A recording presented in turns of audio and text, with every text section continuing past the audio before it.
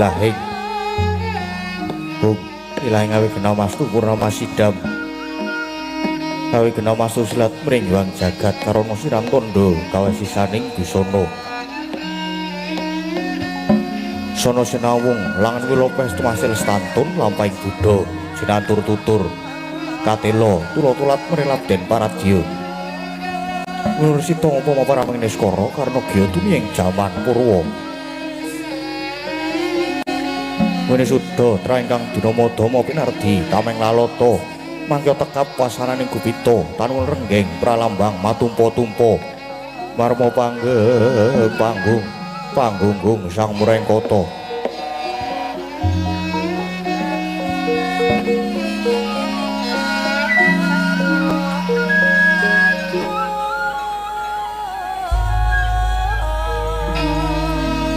Nggih negari pundhita ingkang kaya Adidasa Purwa eka marang sawiji adili luwih dasa 10 Purwa marang wiwitan senadyan kathah titahing doa ingkang sinangga ing pratiwi kinasanganing akasa kinapining samudra rajak sami anggana raras nanging datan kadya ingkang genupiting dalu samangke yekti ingkang sinebat gumlaring padukuhan Karang Kadempel ya ing Karang Tumaritis ya ing Klampis Ireng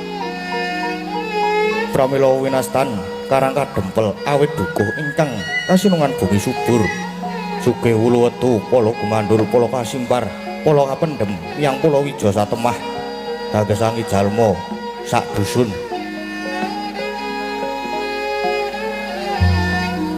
sinebat Karang Tumaritis karana kaing toya pancuran kang tinalangan mijil saking sendang miang tlaga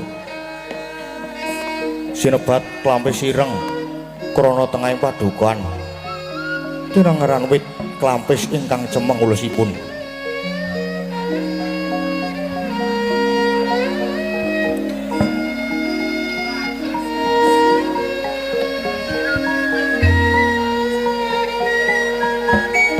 dasar papan miring winaraden winangun padukuhan wijang kang marga-marga manghayat minggahing gunung kanan kekiring marga kang katingal hamung gumlaring pasabinan dalah pategalan nadanto hamung parigogo parijata sukonandi duda ngasak miang rondo menter parandene ketingal sarwi nang semake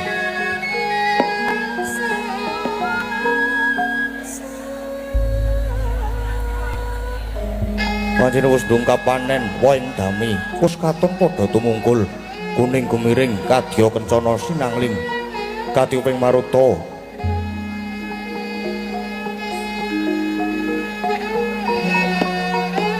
halimbak ya ombak ing samudra sinawung swaraning Narakisma kang samya anggusah getak peksi kaya gamelan kedhok-kedhok surak kepiak kang tanpa gending aglaring pategalan datan kujiwa katingal jagung pohong ledung-ledung lombok terong rombyong-rombyong kacang ijo royo-royo kuwi gembilih sakedhi-kendhi suwektu marejeg samya ngadeg katempu ing samirana godhongane katon ruwe-ruwe kaya ngampirake kang lagi lumaksana sangsaya hamewahi sang seming swasana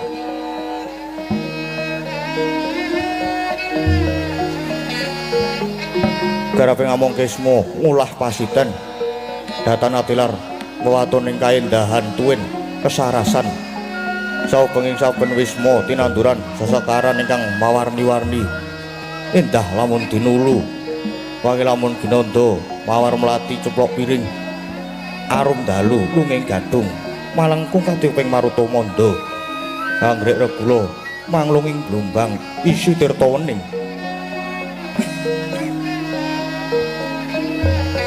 saben wisma kandhang ing Rajakaya tetela hamewahi endahing bali griya tur dalan tilar wewatoning kasarasan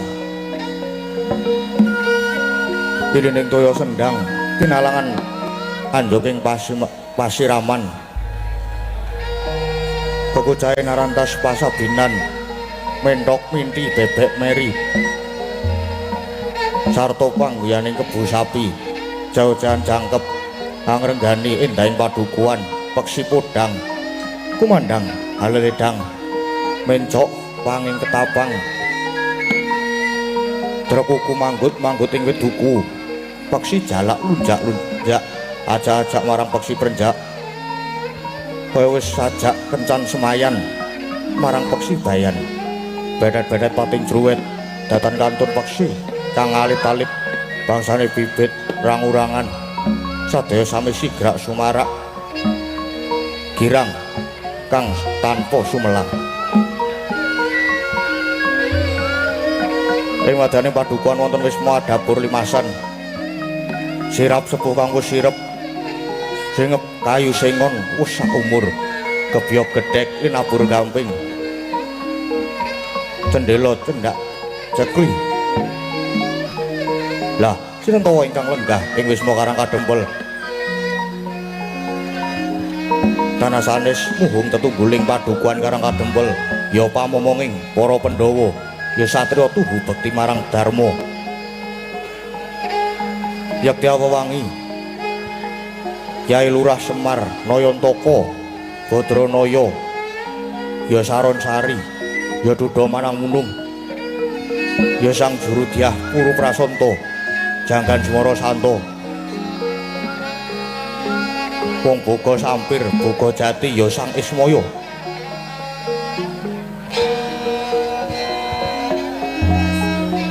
Semar tegese wis datan kasamaran saliring kahanan ingkang gumelar lan ingkang durung gumelar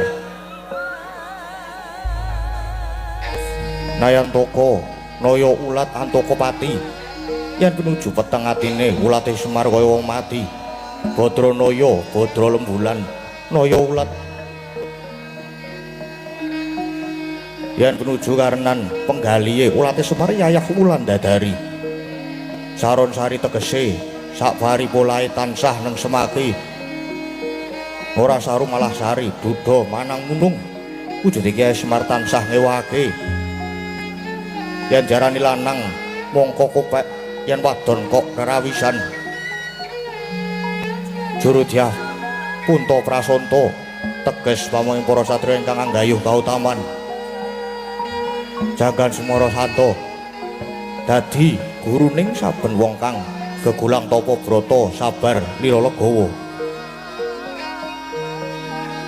Ismaya tegese minangka pepenget dumadining Ismaya doing muni saking ismuning cahya muninging gesang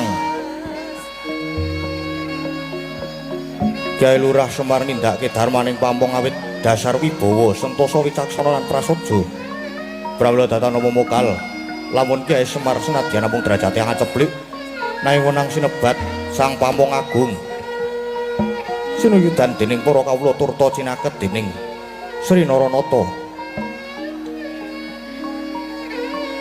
Pasasat dewa pengawak menungsa kang umur dewa inggih sinebat pusaka kang bisa kandha jimat kang bisa ngucap saekti sinten ingkang cesaketan kalian Kyai Semar kinudrat kang lali dadi eling kang luput dadi bener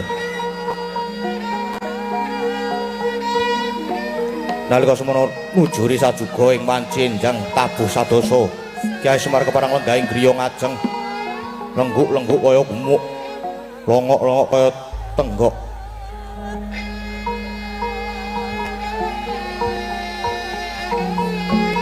lenggahing bangku pajang katingal delek-delek datan mobah datan musik panyayah Tugu Sinuwarta data sakala kagiyating galih dupi nampi rawuhipun para piyai gung nenggih nalendra ing Amarta Prabu Puntadewa ya Prabu Darma Kusuma ingkang sesarangan kalian nata ing Dwarawati Prabu Sri Bathara Kresna ugi datan kantun satriya ing Jodipati miwah satriya ing Madukara nggih Raden Haryawerkudara miwah Raden Arjuna ya Raden Janaka pramila daya-daya den acarani dadi mangkono pangudasmaraning driya ingkang dereng kababaring lisan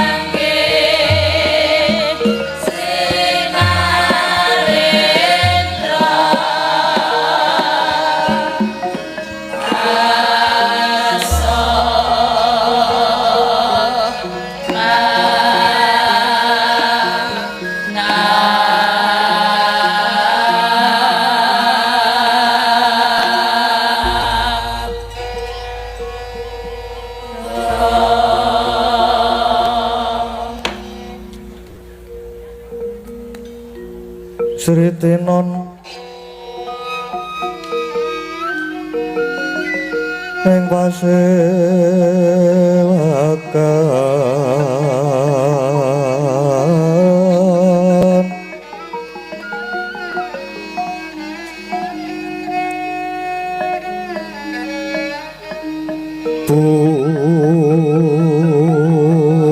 busana maneka arna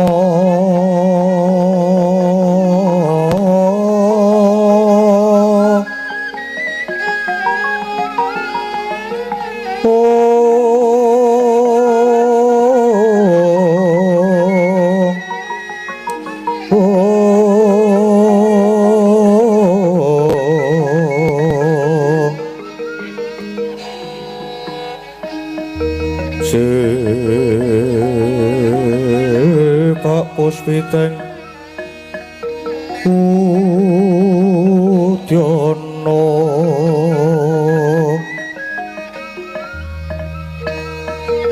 miang panjrah sarara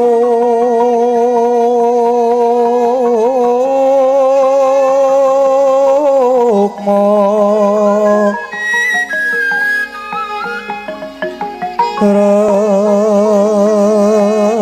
ranggeng manik nara narata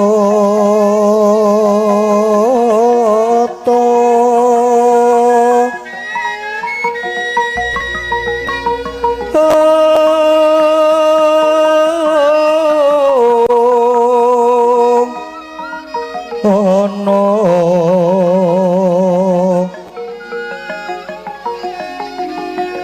Prabanyo kang sumirat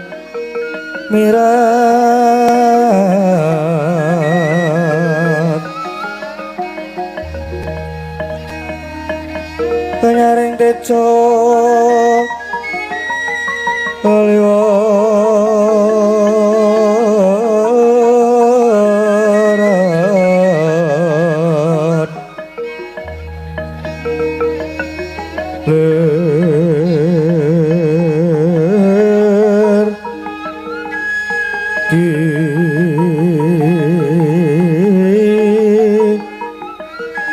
Lat sisiring dadet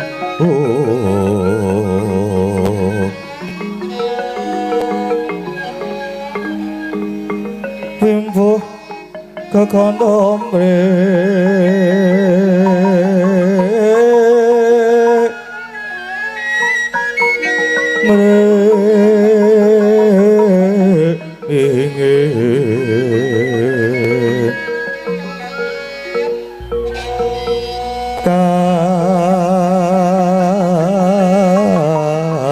tiuping samirana mondo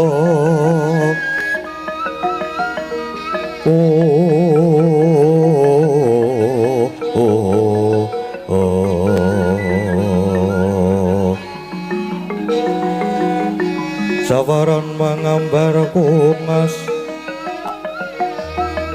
kepeki madyaning pasewakan tandya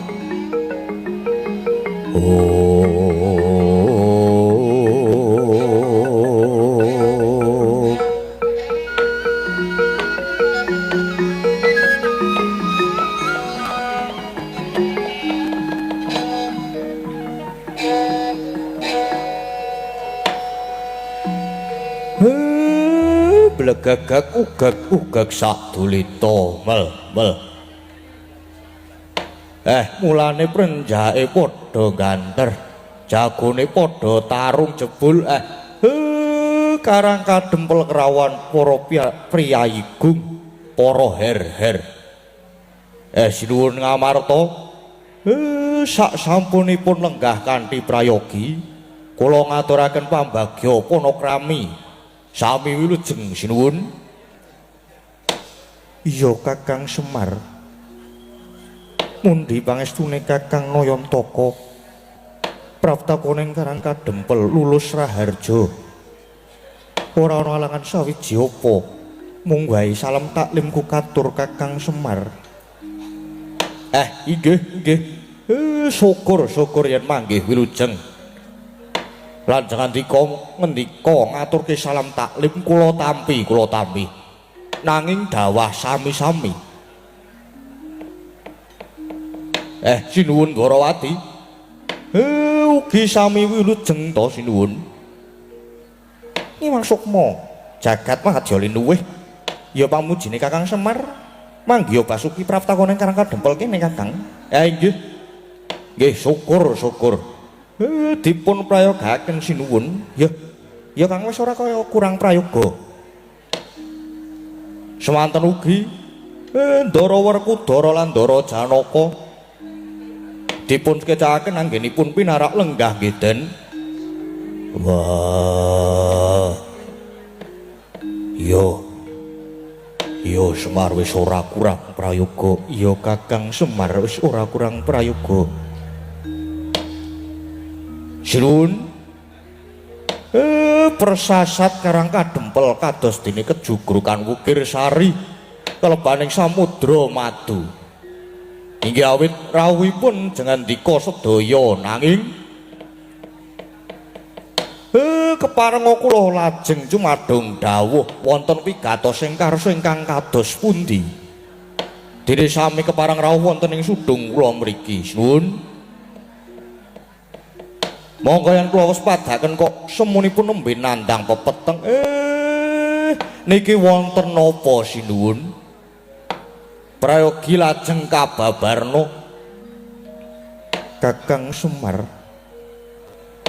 Aku kepengin matur nanging yen ana luputku sing gedhe pangapuramu ya Kakang Semar. Nggih.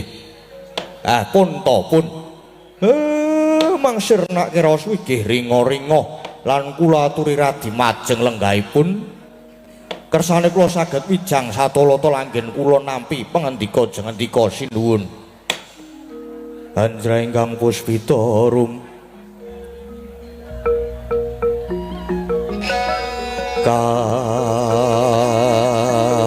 kasiliring samirana mrih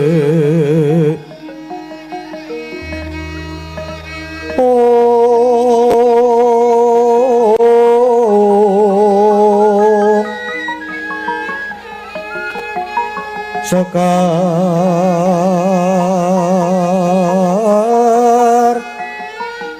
kadung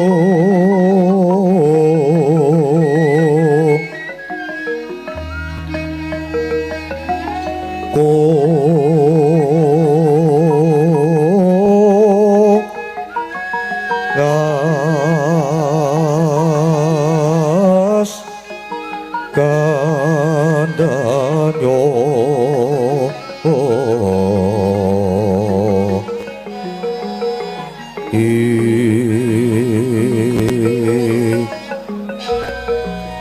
maweh raras retane griya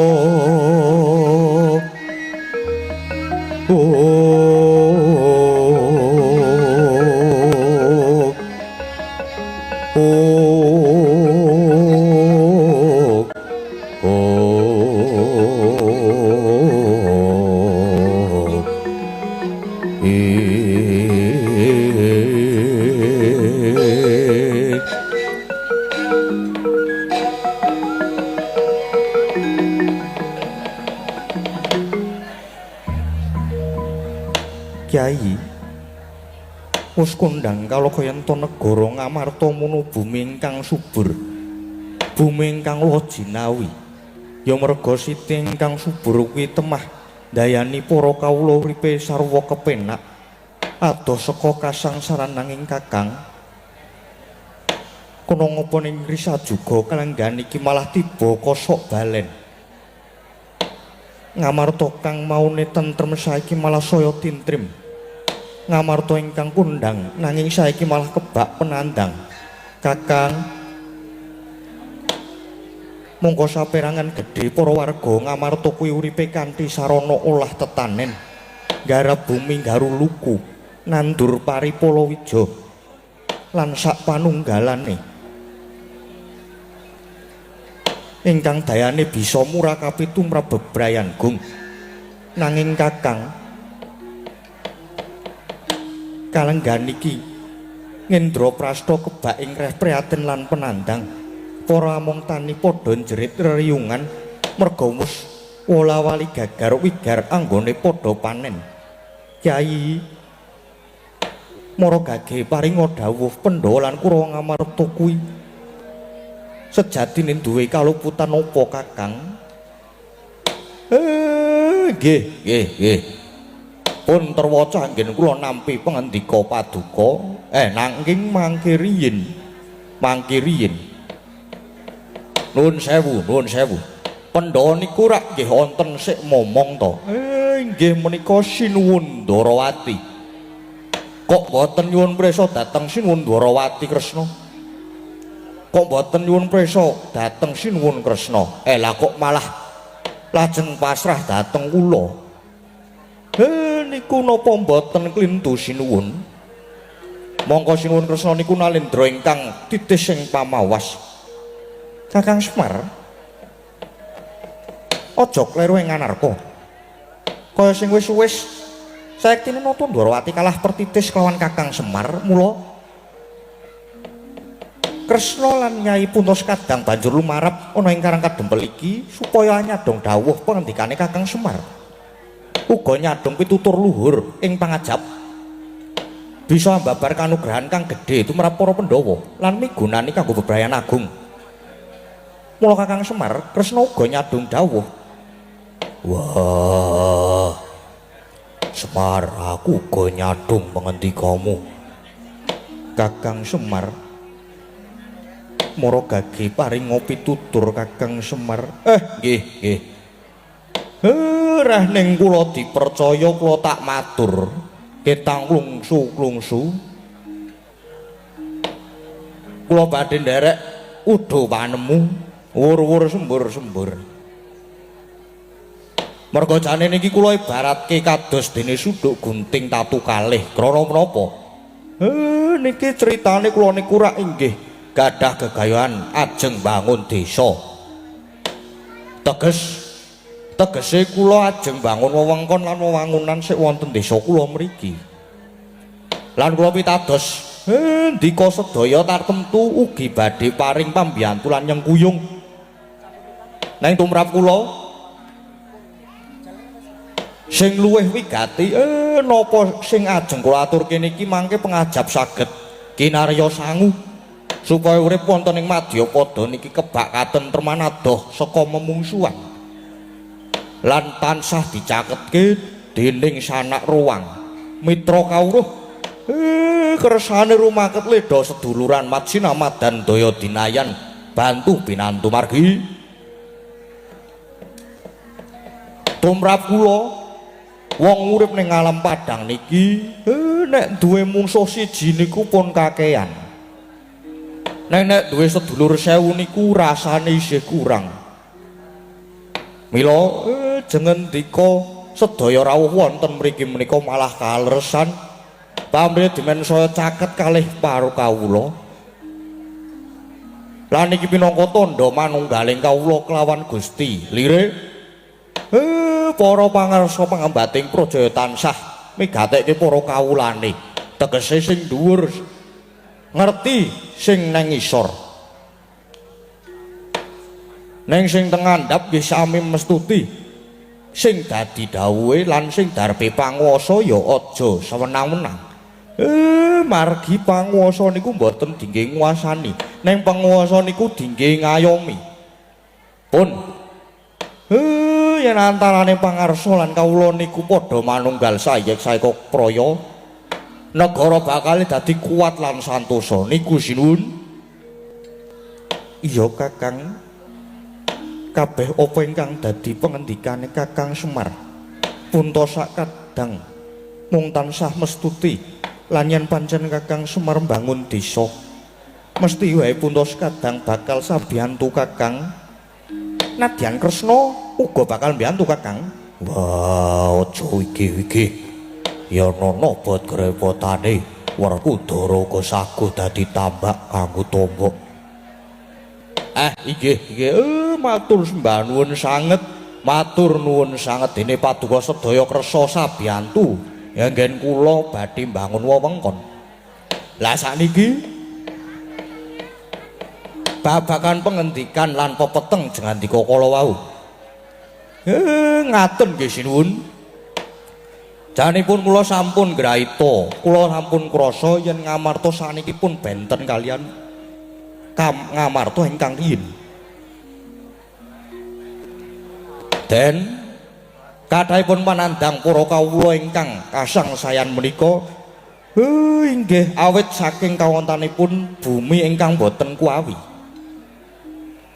lan boten purun babar dhateng wiji ngrembakaning tetanduran kangge srana sandang tedha tumrap sedaya para kawula para warga ing kukuhan negari Ngamarta.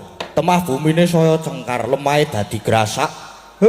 Para among tani nadyan padha tandur nanging nyatane gagar wigar urung kababar. Lah niki Den niki kedah ditaliti. Merga kabeh mestine wonten sebab musababe. Sinuwun. Sebabe apa Kakang Semar gage tuturana? Nggih kula tak matur ning ampun kaget. Ampun kaget. Niku sedaya sebabe kalenggan niki Mbok Sri Kumarane rejeki niku kesah. Kesah nilar negari Ngamarta. Niku sinuwun. Niku ingkang jalari negari Ngamarta kebaing reh prihatin lan penandang. Pepunden Betari Sri Kumaraning rejeki murca saka negara Ngamarta Kakang Semar. Nggih. Sri Lunga. Si Sri Lunga. Monggo Betari Sri niku dadi simboling boga, dadi simboling kemakmuran. Iya Kakang, banjur apa sebabe Betari Sri Lunga? Betari Sri murca. Lah niku. Mbok menawi para kawula Ngamarta sami kelepian anggenipun sami ngaturaken panuwun dhateng Gusti Ingkang Maha Nasa lantaran Mbok Sri sing wis dadi sarana kamulyan lan murahing sandang pangan tumrap warga agung Ngamarta. Monggo mbiyen Ngamarta niku bumi sing subur, apa wae sing ditandur mesti dadi. Nek saiki malah dadi bumi sing cengkar sing grasak upamane taneman ijo royo-royo. Neng wancine panen mesti dipangan omo. Merga nggih niku wau para kawula klepian boten migatosaken dhateng buminipun. Mula ora mokal nek Mbok Sri Kumarane rejeki lajeng uncat. Ngaten nggih Den, ngaten. Bumi niku nadyan saben dina prasasa didak-idak dening sadengah titah. Nanging bumiku ugi dados sumber panguripan murakapi sagung para titah. Kejaba bumi niki dadi papan panggonan lan ugi saben-saben ditanduri tetanduran ingkang migunani tumraping agesang. Nanging kala mangsane ingkang ngenggoning lan ingkang nandur malah lali Purwoduksina kelepian. Kelepian nggone duwe rasa syukur lan rasa panuwun marang Gusti kang peparing. Nah, mula yen bubar panen niku ora ketang mung pisungsun wujude sedekah bumi. Niku ugi pinangka wujud rasa panuwun lan ujube rasa syukur. Umpamane yen pakaryaning miyasa mina utawa nelayan ya kudu pisungsun sedekah jaladri lan malih niki kula kalebet tata cara tilarane para leluhur. Nuwun sewu lho nggih niki. Nuwun sewu, babakan iki mboten ngrembug bab kepercayaan lho. Neng niki ngrembak bab budaya. Lah, budaya niku napa to? Budaya niku angen-angen ingkang babar kaendahan lan ampun ngantos dipun mestani yen jeneng adat tradisi budaya kayata sedekah bumi, sedekah jaladri, nyadranan rasulan, merti desa majemukan niku diarani milar saka pewalering agama. Niku babar pisan mboten, niku mboten.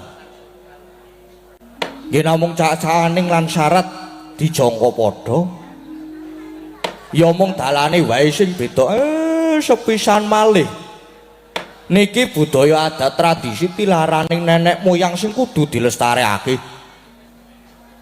Syukur-syukur yen ada tradisi budaya ngaten iki diadani saben warsa. Lah niku sinuwun. Mula pun to mang titeni mawon, mang titeni. Yen para kawula ngamarta niku sami ninggalke rasa syukur, rasa panuwun marang Gusti.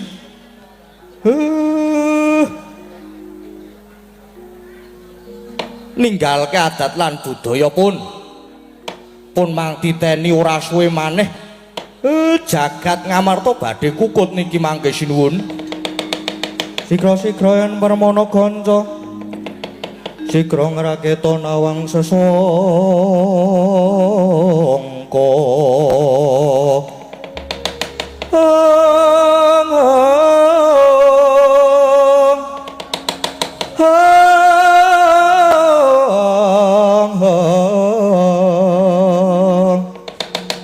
kaya lenggahing sinalin trambek marwa sing sang katriku mulung mangrempak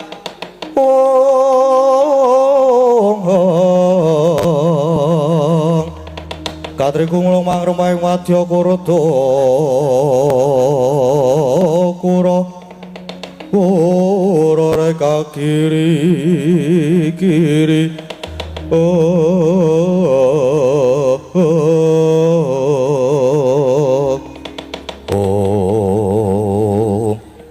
aduh kakang banjur prayogane kepiye kakang murih pepunden Mbok Sri Dewaning buga enggal kundur ing Ngamarta iya kakang mongso borong iga pertikele kakang Semar wah Semar piye supayane Mbok Sri enggal bali pun sinuwun sampun sawetawis jengandika sedaya kula aturi lenggah rumiyin wonten pangeran mriku mangke sedaya kula ingkang badhe ngregenaken lan budidaya mrih kunduring Betari Sri. Nanging sedaya mawon kula aturi suminggah rumiyin. Margi sajake niki karang kadempel ajeng wonten dayoh niki. Yen jangandika niki sami lenggah wonten mriki mangke ndak malah gelo penggali dayoh niki mangke iya Kakang. Aku tak nunut lunggana nomburi ya Kakang. Nggih. Monggo sami suminggah riyin ndara. Selak toko niki dayohe.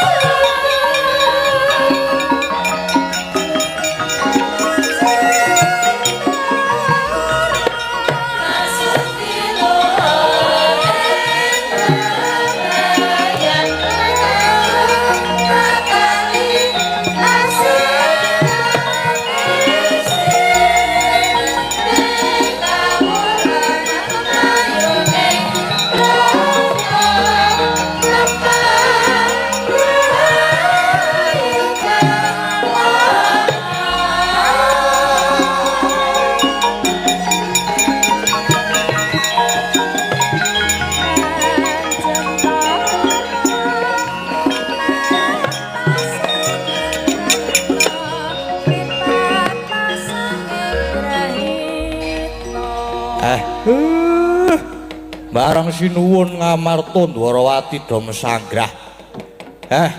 Gareng Petruk Bagong Jurpati jedul. Mau kok do ora melu sowan. Ora melu dadi siji ning kene iki do ngopo? Nangke to, Pak. Nek kula Petruk kali Bagong niki wau nek niki wau melu sowan dadi siji teng mriki mangke ndak ngregon-ngregone leda rembukan. Mung ya kabeh sing rawuh piyai luhur. Nggih, Pak leres. Mboten sae nek kula do melu nguping. Mula niki wau kula trima teng jaba. Ya apik kuwi apik. Apik. Nek lah anu Pak, apa jenenge? Niki wau kula teng Jawi weruh Pendhita Durna kalih Patih Sengkuni kados ajeng rawuh mriki. Lah rak tenan to ana dayoh tenan. Tenang Pak, santai wae. Durna karo Sengkuni nek dipawan mesti mung ngarep gawe kisruh. Mengko nek macem-macem sikate santai wae Pak. Iya mengko dhisik Bagong mengko dhisik. Mula kowe saiki do pindah lingguh mburi kene. Iki sajake dayohe wis arep teko. Ya oke. Siap. Oh, siap pokoke aku tak siap aku tak pindah ning mburimu Pak. Rene Bagong.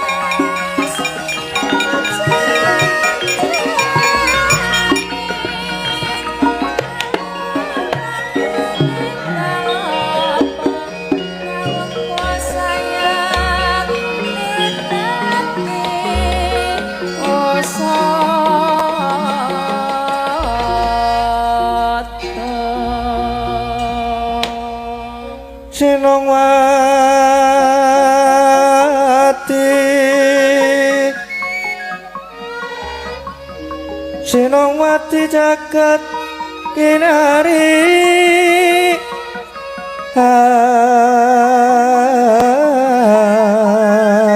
amo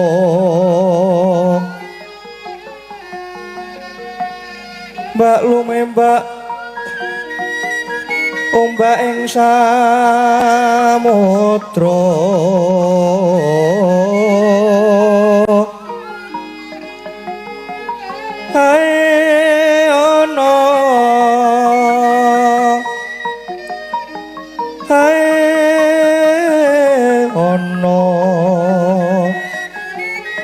bale lumut ambek ganggang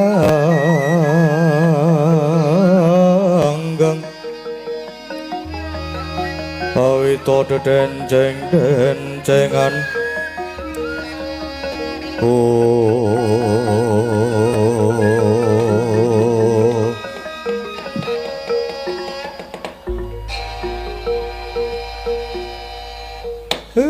Blegegek ugek sak dolita mel.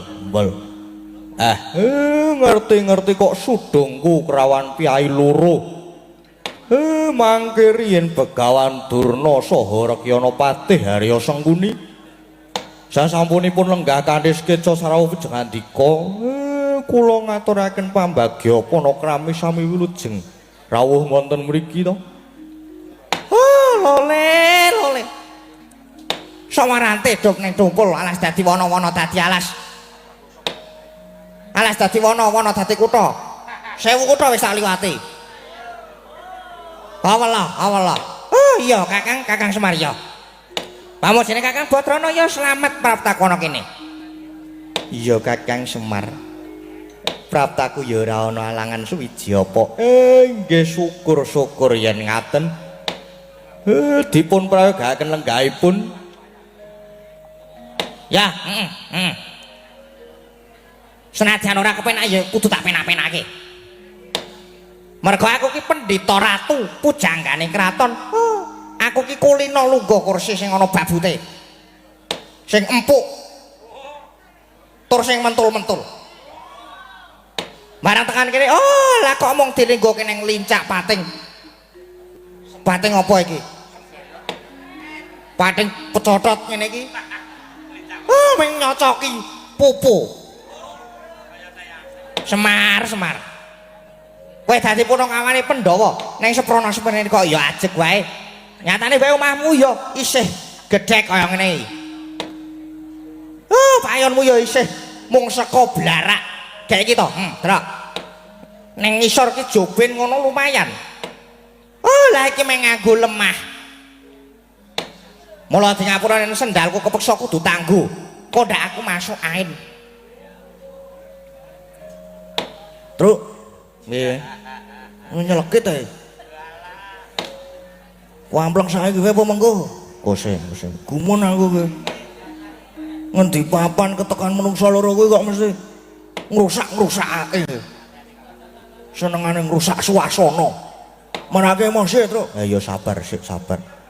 Pancen wong kaya ngono kuwi jan kaya ngono kuwi watekane iki. Wis sabar. Sabar piye?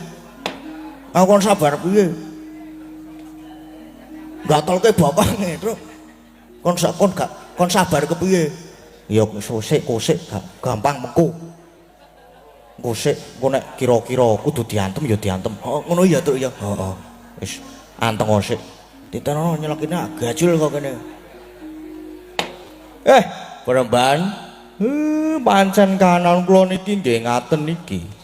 Nek kula nggih mboten nate ngresula sing penting Bagas Waras. Lek arep Bagas Waras ki kepiye? Kepiye lek arep Bagas Waras? Lek arep sehat ki kepiye nek kaya ngene iki? Omahmu wae ora pokro, reget. Pelataranmu ya jembrung kono-kono kuwi. Ngono wae kowe kok ya betah dadi punakawane para Pandhawa. Lah nek sekirane Pandhawa ora kuat bayar kowe iki, melu karo aku. Omong karo aku. Nggih pun. Sak kersane sampeyan lha niki jane wonten wigatos menapa to? Jane wonten wigati napa? Ya wis, ngene ya. Aku selak ora betah nek kesuwen ana kene. Bakone praptakon ning Karang Kadempel kene mung mundi dawuh anak Prabu Duryudana. Rene saiki negara Ngastina lagi ketaman pegeblok. Nek larang sandang pangan apa jenenge? Nek larang sandang, larang pangan kuwi ora. Mergo negara Ngastina negara sing sugih blegedhu. Nyatane wae glodroken panggonanku, penganggonku sarwa emas kabeh. Nanging mbuh jalanane apa kok dadi negara Ngastina saiki kawulane akeh lara, akeh rajapati. Bebasane sok lara sore tumekaning pati. Mongko pirang-pirang budidaya wis ditindakake. Klebu nimbali para pinter, para wiku winasih supaya ngusadani rengganing praja parandene ora mendoning malah saya ngrebda. Lah, banjur anak Prabu Duryudana nampa wangsiting dewa. Negara Ngastina bakal uwal saka penandang waton Ora ketamu sedelo kudu mboyong Semar ning negara Ngastina. Nah, dadi teka kono kene iki kedawuhan supaya mboyong Semar. Nek jane aku ora percaya karo keluwihane Semar. Nek gandeng aku mung saderma, didhawuhi anane ya mung mangkat ngono wae. Wis kaya ngono kuwi. Mulai saiki kowe gelem tak boyong ning Ngastina. Semar arep njaluk beban apa bakal tak turuti. Ayo. Gelem ya? Gelem ya Semar ya? Iya Kakang Semar, aku pinangka dadi saksi tama yen Kakang Durna iki kedhawuhan supaya mboyong Kakang Semar. Mula yen pancen Kakang Semar kersa diboyong wis ta. Wis. Arep bebana apa aja sumelang. Mesti bakal dituruti. Klebu anak-anakmu mengko ya bakal dimulyake. Semare koden prayitna sumire seko balik kilar-kilar semedi ning tengah datar. Oh nggih jane kula niku mboten kawratan. Yen ajeng diboyong teng Ngastina niku mboten kawratan ning ngampun sakniki. Margi niki kula tesih wonten ayahan. Mejayan pun rampung ayahan kula, kula purun diboyong. Lah terus rampunge kapan? Ayahanmu ki kok sajake penting. Udakara nggih setengah tahun munggahe setahun. Setengah tahun. Rada modar kabeh. Setengah tahun gedene nganti setahun. Gampange kowe mau arep nampik Semar. Kowe iki mau arep diboyong dimulyake kowe kok ora gelem. Mbok kowe iki ngrumangsani. Kowe iki mung punungan Pandhawa wae. Sing tekan sepurene kowe tetep melarat. Kowe mau ngajek dadi batur gedhi bal 17. Lah mau arep dimulyake kowe kok ora gelem gleleng. Angkuh kowe Semar. Gleleng kowe Semar. Lan meneh mau ngarep aku kandha. Nek jane aku ki ora percaya karo Semar. Aku jane suthik teko ning panggonanmu kene ning gandeng aku kedhawan anak Prabu Duryudana. Kepeksa aku kudu menyang. Mula Semar tak bujuk srana alus ora gelem apa kepeksa aku kudu nganggo cara sing kasar. Kersane sampean niku pripun? Kalau sawangen. Deloken, aku rene nganti wadya bolos gelas papan kanthi sikep begamane ngayuda. Mula nek kowe wangkal wanget ora gelem tak boyong. Karang kadempel bakal tak dadekke karang abang. Bakal tak obong larak tranto keparat tenan kuwi.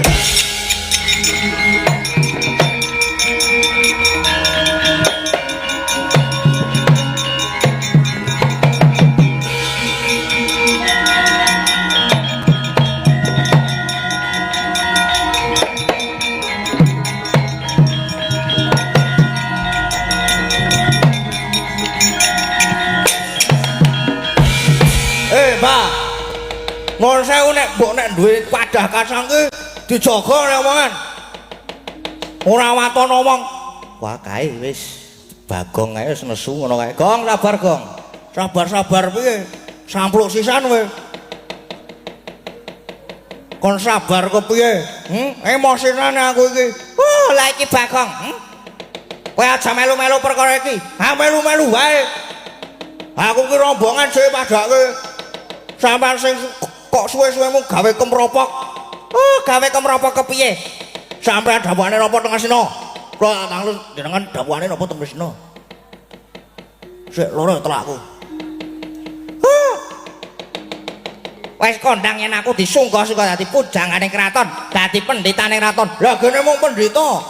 Jare pendhita ki pun barang sing nyata. Jare pendhita ki dipundi lan ditata, dipundi ilmu batine ditata salah bawane. Nek kok sangkemmu elek. Pinter ya Bagong saiki nek omongan. Pinter ana naskahe kok. Lah kok nyangkem-nyangkemke karo Begawan Durna. Wis ben nyatane elek tenan kok. Omong ra diatur perkara kowe ngelelek bapak. Ngonekke bapak wong melarat. Aku ora apa-apa. Soale melarat tenan. Nek bareng kowe muni ngemengke bapak, kowe muni bapak mung batur gedhi bal 17, lara hatiku. Sakit hatiku. Kowe padha wae karo wis ngemengke bapak, wis nyenyak-nyenyak bapak, Bagong ora trimo. Perkara bapak melarat ya wis ben. Wong mangan ya ora njaluk kowe. Tur bapak urip ngene iki wis ikhlas wis nrimo apa anane tetep bersyukur. Mergo kuwi hasil sing halal saka jerih payahe bapak. Neng barang kowe gleleng umuk karo sugih bandamu pirang-pirang. Neng kowe hasil mulihmu nilep duwite rakyat, ya ora? Ngaku ora kowe? Ora mau. Sampuk kowe. Sangone barang kuwi ya ana tukang korupsi.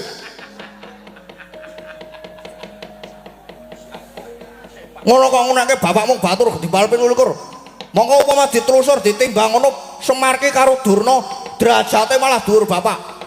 Ora coba bapak ki sapa? Oh, bapakmu kuwi mung Semar, wong melarat, wong keserakat, kuwi ora tata gelar.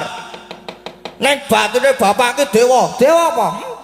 Oh, dewa apa kok bentuke kaya ngono? Kuwi ora ngeyel. Kowe tak kandhani. Tak kandhani bapak ki jaman senom. Jenenge Sanghyang Semaya. Semaya, Gong. Semaya. Sanghyang Semaya. Kowe deleng-eleng. Sanghyang Maryana. Sapa? Semaya. Lah Sanghyang Semaya ki tunggale 3. Nomor 1 Sanghyang Tejamaya ya Taga kae. Nomor 2 Sanghyang Semaya. Nomor 3 ki Manikmaya ya Bathara Guru. Ala-ala bapak ki dewa, kakangne Bathara Guru. Dadi aku nek nyeluk Bathara Guru ki ngono, dhuwur aku derajate karo kowe iki. Kowe iki meng pendhita. Neng barang kowe Durna ki sapa? Durna ki jaman nom jenenge Bambang Kumbayana. Biyen kowe bagus kowe biyen. Neng mergo saka polahmu dhewe, saka pokalmu dhewe dadi elek kaya ngono kuwi mergo dipoteng-poteng karo Patih Gandamana. Klebu sengkune kae barang kae. Ora kriap-kriip nih. Kukus liwat kowe.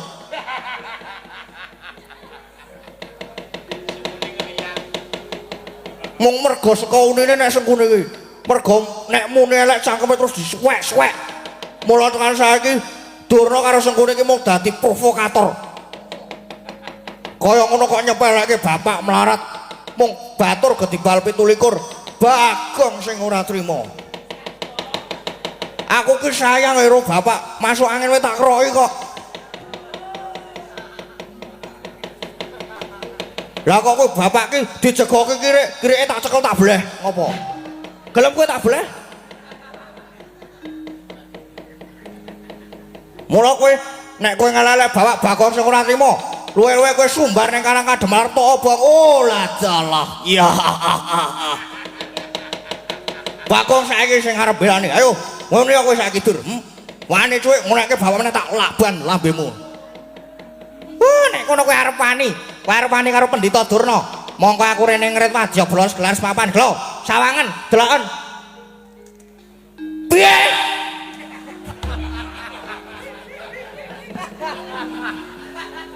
Mbek kowe nang kuping. Mune piye mau lambemu mau. Sing tak ndol-ndolke mesti Kurawa. Kurawa ki mung rombongan apa? Rombongan beborosi. Ya ora.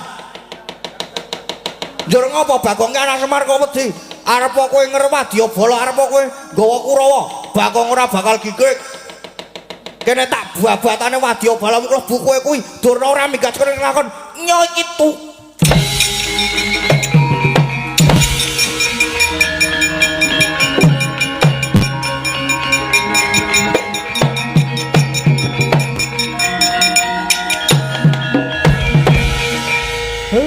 Pancen kowe anak ragil sing iso gawe bombong. Kowe pancen anak sing tanggap karo wong tuwa, ngerti nek bapakne arep diajak patine njur belani. Gawe marem. Lek ngono Bagong iki mengko sing saguh arep ngundurke Kurawa. Bagong sing arepane mungsuh karo Kurawa. Ngono to, Le? Bagong.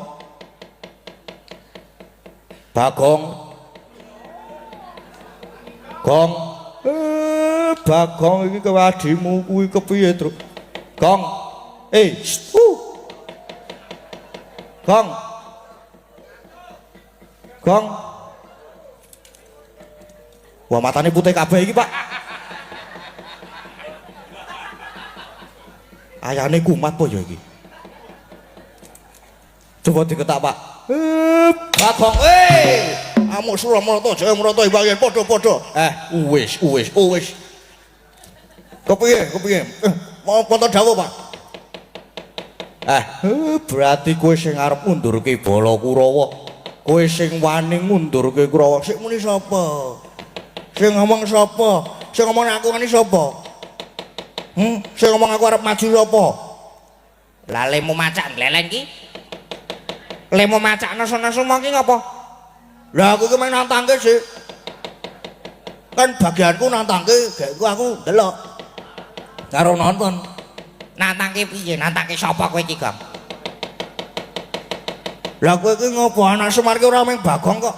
Kowe ki nang kene ya kok nyambut gawe. Ora meng turu-turu, neng tenang. Iki mau aku ya weruh Ndara Setyaki karo Anoman. Iki mau ya ketok sowan mrene. Nah, mumpung tekan kene do kon nyambut gawe. Ndara Setyaki karo Anoman mengko ben do perang ngadepi Kurawa, awak dhewe nonton. Ngono. Oh ayo jebul mung nantangke. Ngono kok le nesu-nesu le mencak-mencak kaya ya oi. Pahit.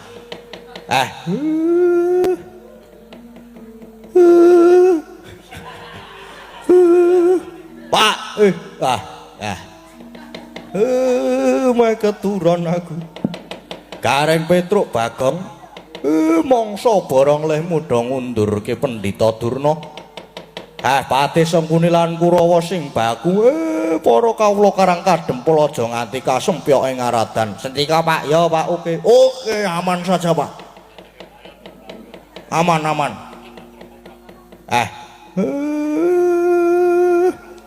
Kowe arep nonton limbukan apa? Ya arep nak aku. Sing tak tunggu-tunggu ki nggon limbukane sih, Pak. Gak ayo nonton limbukan mengko ana denok tating bareng. Lah terus saniki kersane Bapak pripun? Umpama cara ratu ngono aku arep kundur kedaton. Aku arep nemoni Ndara-ndaraku sing do lungguh ning mburi kae. Oh nggih, Pak. Bapak kersane diringi napa? Gugur gunung. Ora.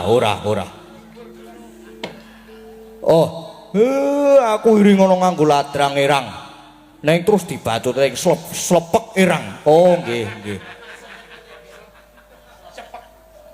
Selepek napa sepek, Pak? Selepek. Oh iya.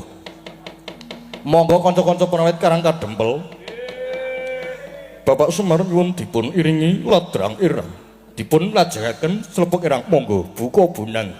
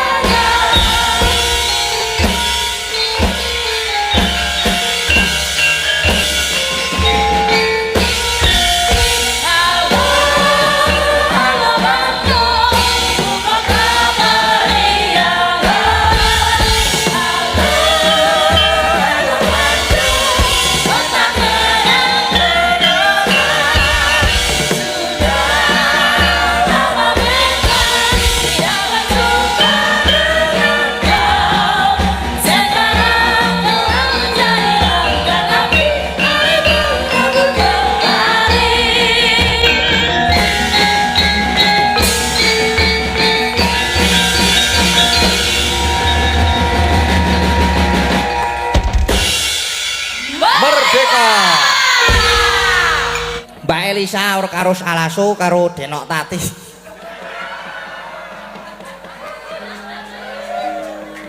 Karo Mbak Tatin.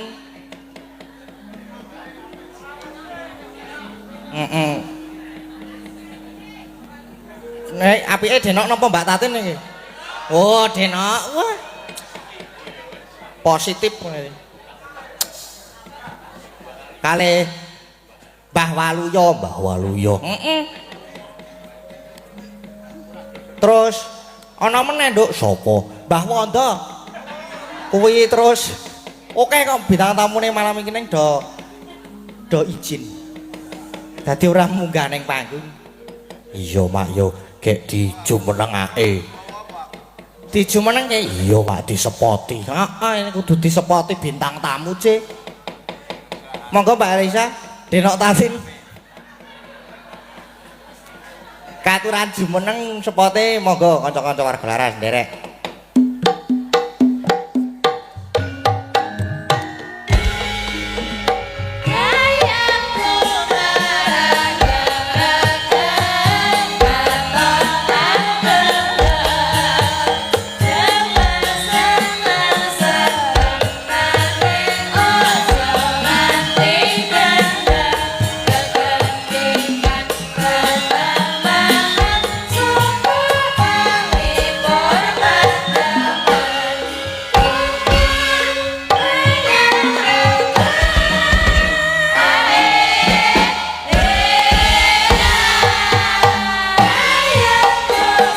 Mbah Waluyo.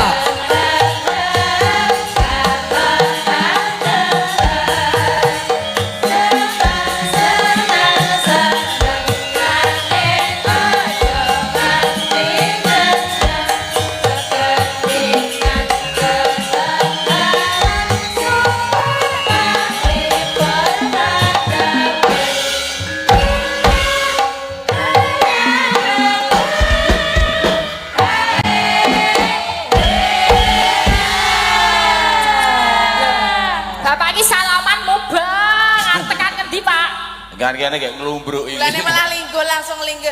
Langsung lenggah. Nggih. Ki mong keri rung diucapke ngono e kok nesu-nesu. Nggih. Kene tengah. Wis gek do meneng wae gek tingak-tinguk. Lah to. Sugeng dalu Mbak Waluyo. Nggih, sugeng dalu Mas Gading. Nggih, sugeng dalu. Wah, Sehat-sehat, Mbah. alhamdulillah bar mondok. Kan pesantren pundi, Mbah? Lho kok pesantren. Lah pripun? Mondok neng sal 3 kelas 4 kok tadi. Ora sehat-sehat Mas Nggih, Gading. alhamdulillah, Sehat. Mbah Waluyo. Sehat, paringi sehat waras. Amin. Nggih. Sugeng dalu Mbak Elisa. Sugeng dalu Mas Sange Sugeng Yulimbo, dalu. Mas Gading. Pripun kabare?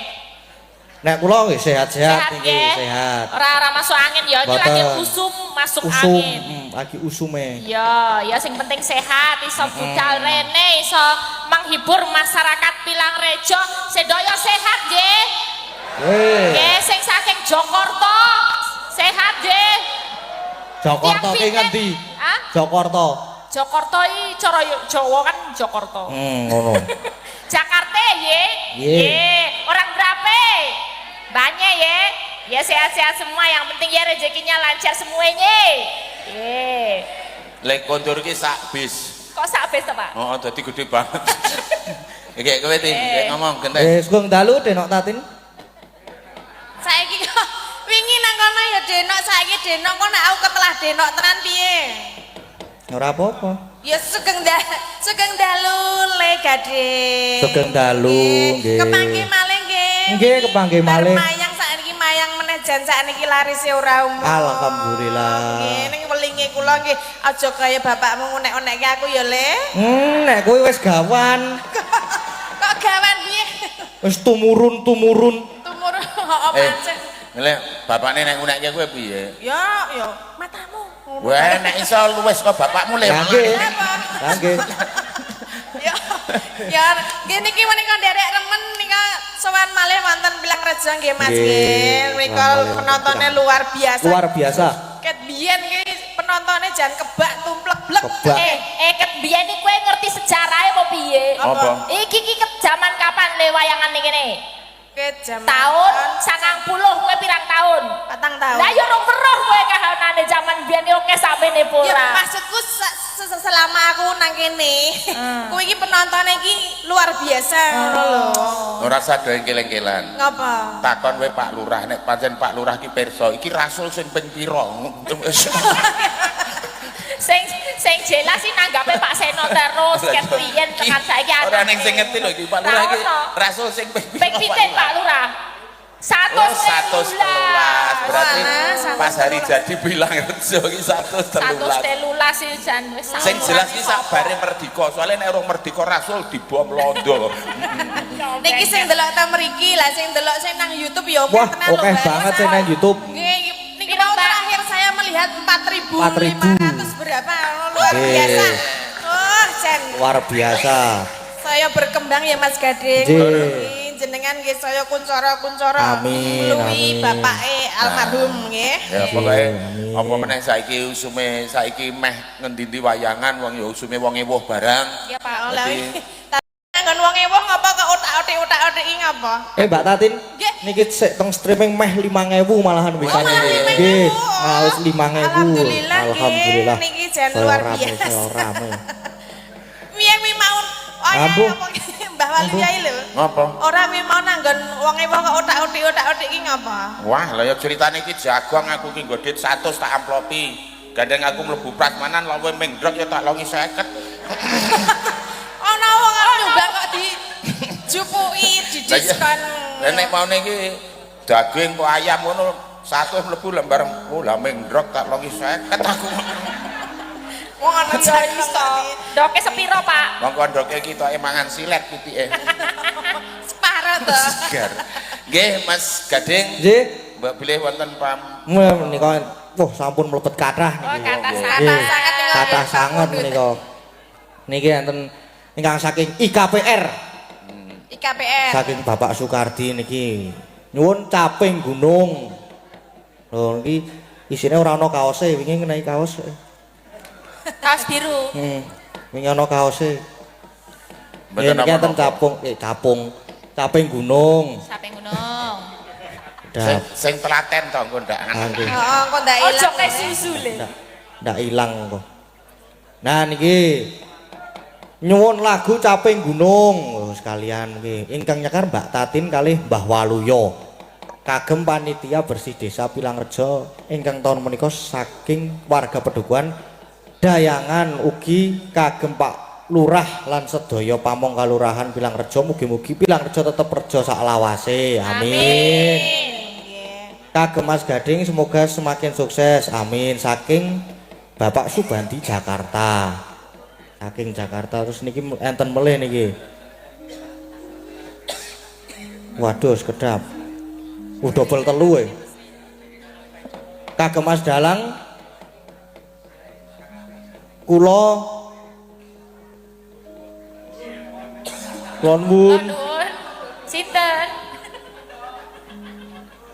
Kula sinten? Iso maca ora? ora aku ki. Lah piye? Coba diwakilke kene. Coba diwakilke. Kene aku arep foto wong. Oh nggih, monggo Mbak. Wah, lah Jadi, kena. Kula ki ana bunder-bunder 5 berarti kula ndermo. Kula terima piye to? Iki bunder-bunder 5. Kula apa? Jajal tak delok Ya. kok ngendi. Wacanen sing plentrong mung sik apik. Kula Mbak Suwardi Kali Gede. Oh. Suwardi. Suwandi. Suwandi. Heeh. Suwardi. Oh, Mbak Wardi kali gede. Nggih, nyuwun lagu. Apa iki? Fragmen ketoprak. Jadi lagu po fragmen. Ambut, siji seminten edan, loro langgam gubuk asmara dipun Dangdutaken. dangdutaken sragenan. Iki warna loro pamundrute Mas Gading. nggih. Ya nilainya dikira-kira. Monggo. Kowe mau pira? Tesih Mas Gading. Wonten Sampun telas niki. Nggih. Oh, nggih. saking yen kula nggih Nggih, wonten nggih, chat dadi. wah. Menika saking Jakarta ugi Pak Putra Dikari Dina Baladewa. Salam hangat bahagia buat sedulur-sedulur warga Laras. Anak lanang Ki Gading Pawukir SS wis jos menggantikan dalang yang ada di hatiku Pak Seno Nugroho. Ada tali AC 1 juta untuk warga Laras. Request langgam tak enteni anggitanipun Ki Narto Sabdo dibawani pelok barang. Pesan untuk Mas Gading saat ini lagi hujan jangan lupa apa iki? Pakai payung. Apa? Jangan lupa pakai mantol. Iya, pakai mantol. Sanjungan teruntuk anak Mas yang lagi pesat kemajuannya. Jadikan sanjungan untuk belajar giat, jangan terlena dengan sanjungan. Bila terlena menjadi bumerang untuk anak Mas. Belajar terus, semangat. Oke. Matur. Dari Boyolali minta melatiri nonce tadi juga niki wau saking Pak Dari. Pak Lurah Catur kalian Pak Somet tadi minta lintang asmoro. Oh iya. Ya. Niki arep endi dhisik Mas Gading? Lali janji spesial Pak Lurah. Spesial Pak Lurah kali Pak Naryo. Bu Penewu menika nyuwun fragmen Minak Jingga. Abot men orang nganggo apa-apa kok njaluk. Lah Wes ta, rasa mikir apa-apa to, Pak. Spesial nek niki wis dulur dhewe. Ya sing rada ijo rada biru kuwi IKPR, kabeh komplit sak bis saka Jakarta. Ikatan keluarga Pilang Rejo. Derek ndedonga mugi sesuk umpamane bali ning Jakarta kali sing sambe kala sepiro beda lancar rezekine panjang umure sehat selalu semangat sesuk lasul meneh. Amin. Gumun kanggo rasul do mulih ya, Pak. Iya nang jenenge Pak Arif, ya Pak anggota dewan kayak wakilku. Kok Wakilku piye? Dewan Perwakilan Rakyat DPR to. Dewan Perwakilan Rakyat. Lah kaya iki wakilku gak aku ki rakyate. Ngeser kowe iki yo. Iya bener. Oh iya rakyate ya. Bener ning wakil pikirku ngene. Ya nggih menika sing baku ade ndongake ya, Mbak. Masyarakat Pilangrejo wis mugi-mugi sedaya mawon sampun nglaksanakaken urung apa-apa kok amin. Sampun nglaksanakaken rasulan menika sedaya pinaringan sehat panjang yuswa. Pinaringan lancar rezekinipun. Pinaringan apa meneh, Mbak? Rezeki ingkang berkah barokah. Berkah barokah. Sedaya tansah guyub rukun ayem tata titi tentrem gemah ripah loh jinawi. Nggih, amin Allahumma amin. Pokoke wong loro ki kebak pandonga. Lah yo bakune kuwi yo ditanggapi yo ndongake. Iya. Wis saiki minangkani sing ndi? Sing pundi Mas Gading? Saderenge minangkani niki enten BA dari admin. Nggih. Nggih niki. Nah niki WA ojo lali le kirim doa buat Bapak. Nggih. Niki kirim doa kagem almarhum Bapak riyin. Oh nggih siap. Nggih. Mas Gading monggo Mbah Walu yang kang mimpin mawon. Aku ki ora tau mimpin doa, biasane mimpin baris aku ki. Kula nggih biasane mimpin upacara ya, Mbah. Nggih ngeten mawon kanthi pakurmatan wonten ngarsanipun almarhum Ki Seno Nugroho. Semangga kita ngunjukaken puji syukur donga mugi-mugi panjenenganipun almarhum Ki Seno Nugroho tansah tinampi dening Gusti Ngakareroga dipun papanaken wonten ing swarga jati. Amin. Kanthi menika sumangga ingkang nut agama Islam maos Al-Fatihah sarengan.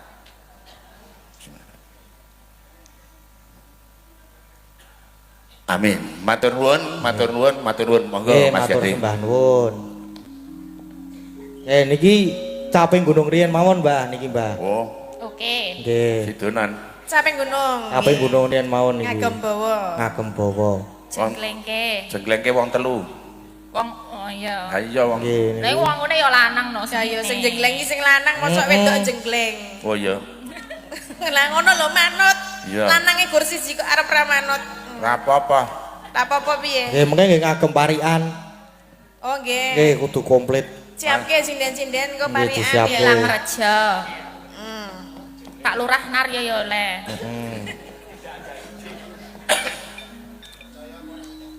Sapa iki? Ayo alon-alon wae. Kowe sing bawa iki kon kowe. Oh nggih, Mbah. Aku ki nyenggaki. Saben bengi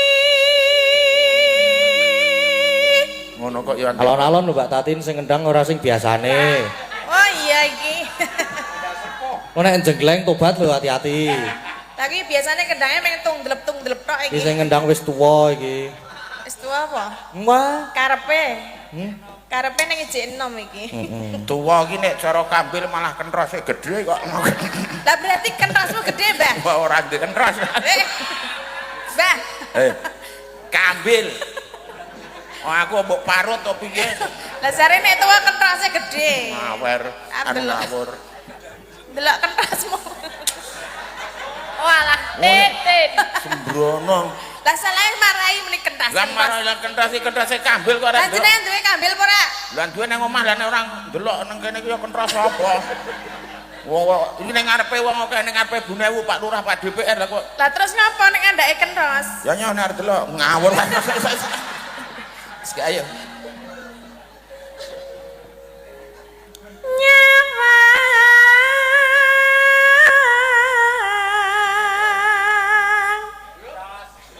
Kok nyawa kentos? Kona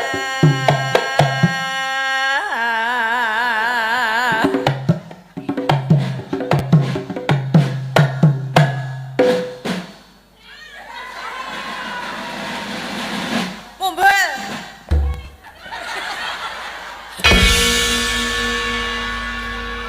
Piye, Pak? Kepiye kok ora iso ngepas? Pripun, Mbak?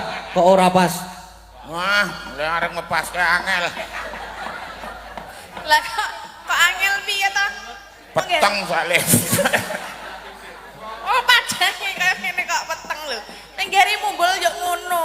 Wong sing ngendang karo sing ngedram iki dasare do meterman. Kok meter Meterman. sentimen. Wah, kurang dawa, meterman pokoke. Meter. Yen memajan.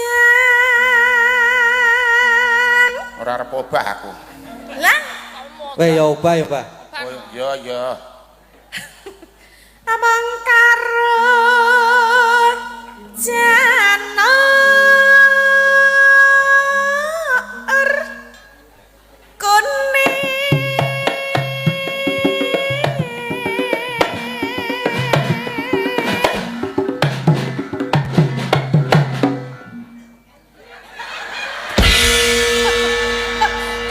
Makane nek latihan iki mangkat to, Pak. Piye? Jadi nek pertama iki sen hurung nek sing Ora usah kesusu, Mbak. Arep ngapa? Arep ngapa? Ora ngapa-ngapa ya. Tene gegerku ki gatel gek kukur-kukur. Ayo Mbak Elisa. Ayo El.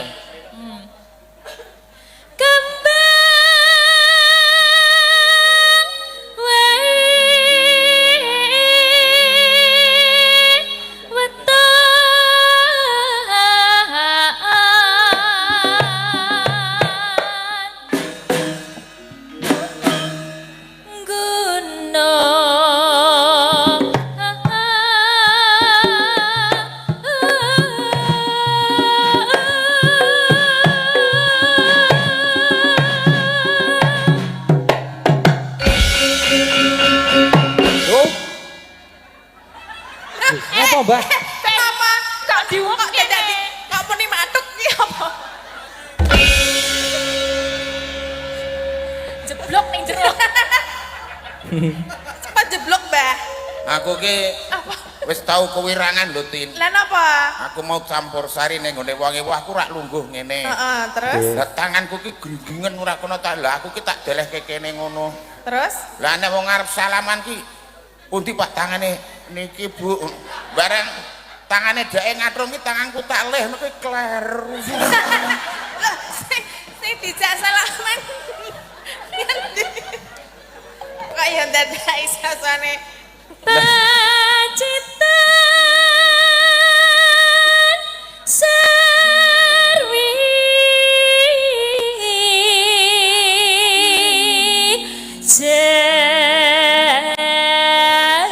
jana.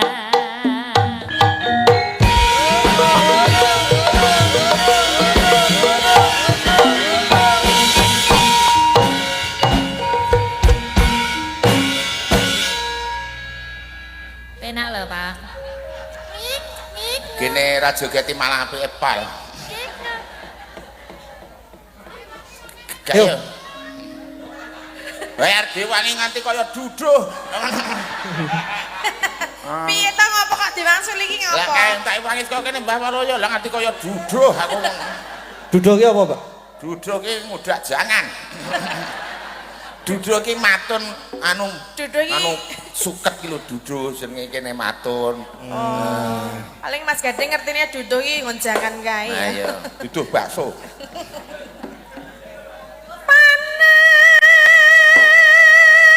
Ngeyup, Eh?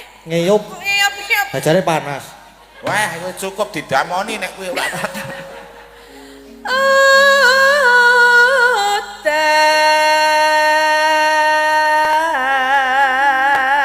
Udan. Nah yae pari. Ayo parian niki. Iya, parian. Wayahe Oh, parian. anteng apa Bu Prastiwi? Seko nggone sinten, Mas? Mbak Ating. Ya.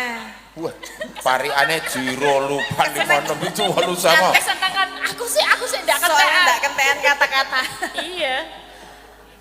Ana coro. Wah dilani no.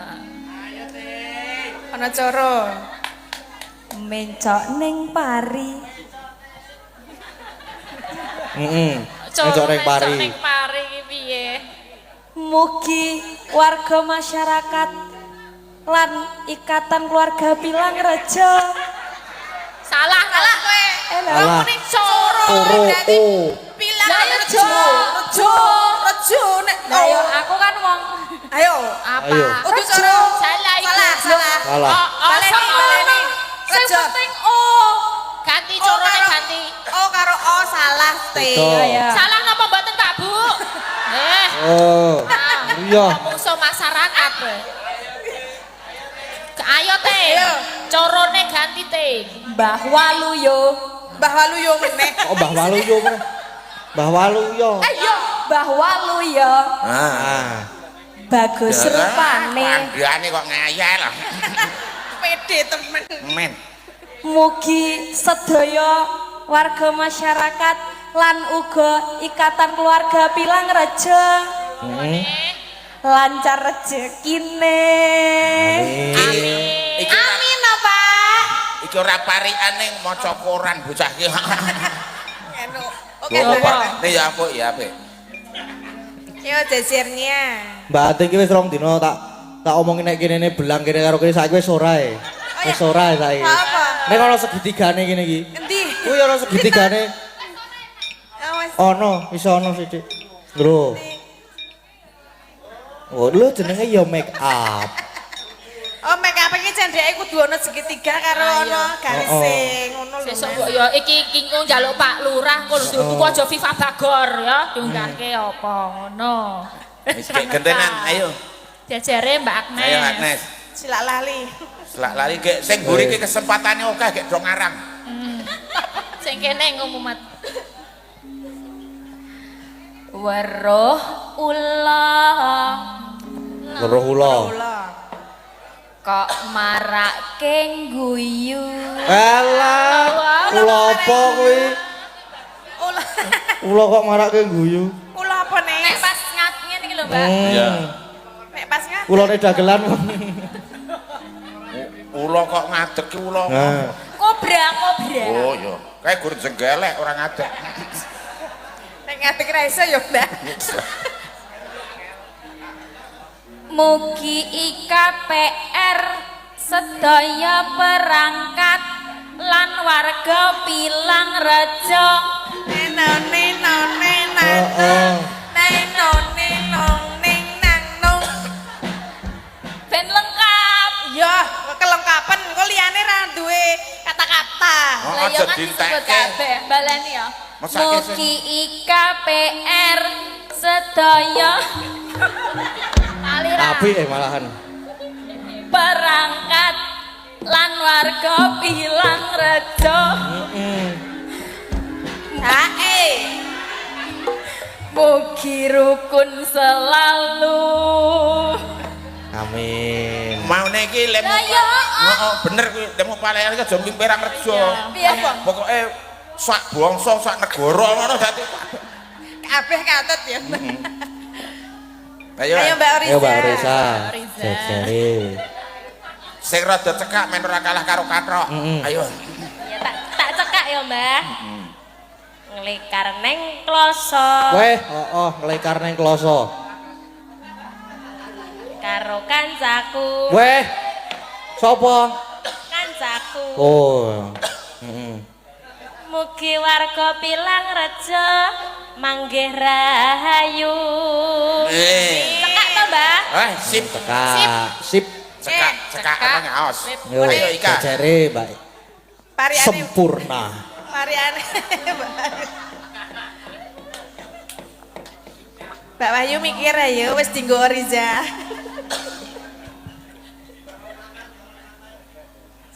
Sapa iki? Gak yo.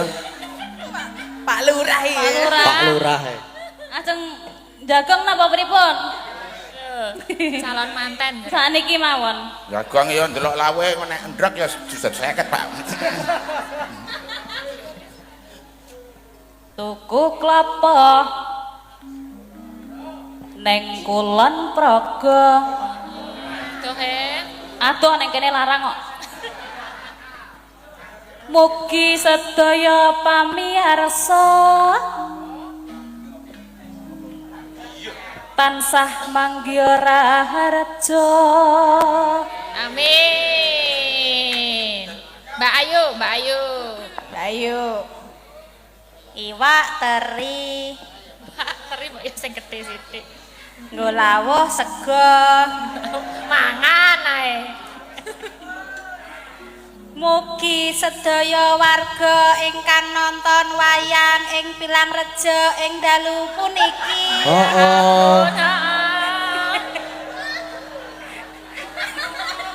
Padha tunggalane. Agnes Ruanting. tansah bagya mulya. Amin. Malah kaya dramaca rapal. Heeh. Lah ya, Pak. Mbak Neti. Jejere. Mbak Neti. Bu Neti. Adang sego Adang sego. neng pinggir sumur. Kagem warga Pilang Rejo mugi tansah makmur. Amin. Amin. Ayo Mbak Wahyu.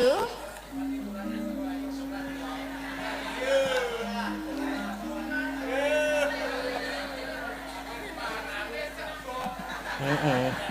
Ya, Pak. Ayo. Mengke lurahe Bu Prastiwi. Nggih. Ana buta Heeh. ilang sirahe. Waduh. Lah kepiye? Lah iki gembung. Ah kok iso ditani nek buta? Gede.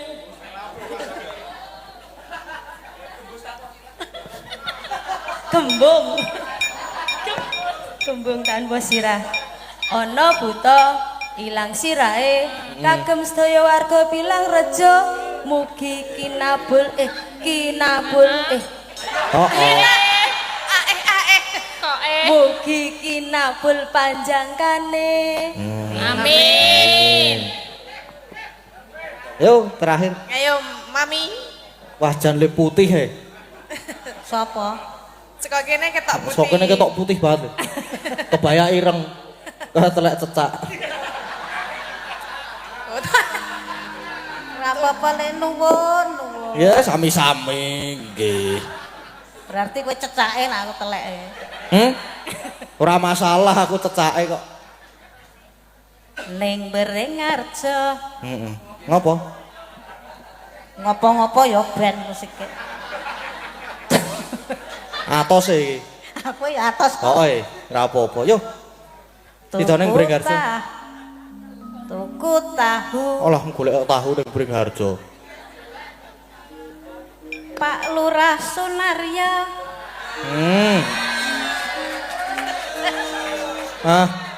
Proposal. Brodol apa piye? Salah sampo. Pak Naryo di sawerane. Kae. Oh lah iya tunggal dene. Les sukses. Sukses. Iki arep parian gue. Sapa iki awak dhewe? Sapa? Sukses. Arep parikan nggo Pak Naryo, tesih mboten Pak Naryo. Engko tuas kene parikan ora neng ya silakan. Kowe parik ana mbok menawa isih ana koret-koret. Ayo nih. Ayo. Oh DPR Pak Arif Yono. Pak sinten? Pak Arif Setiadi. Pak Arif. Nggih. Aku angel Arif ki apa? Nggih sarene. Pak Arif. Oh, Arif ki F to, Pak? Ya Arif. iki mburine i ngono wae. Oh ya. Tak warai yo, ning kok diparo yo. Dadi wong urip ngono lho.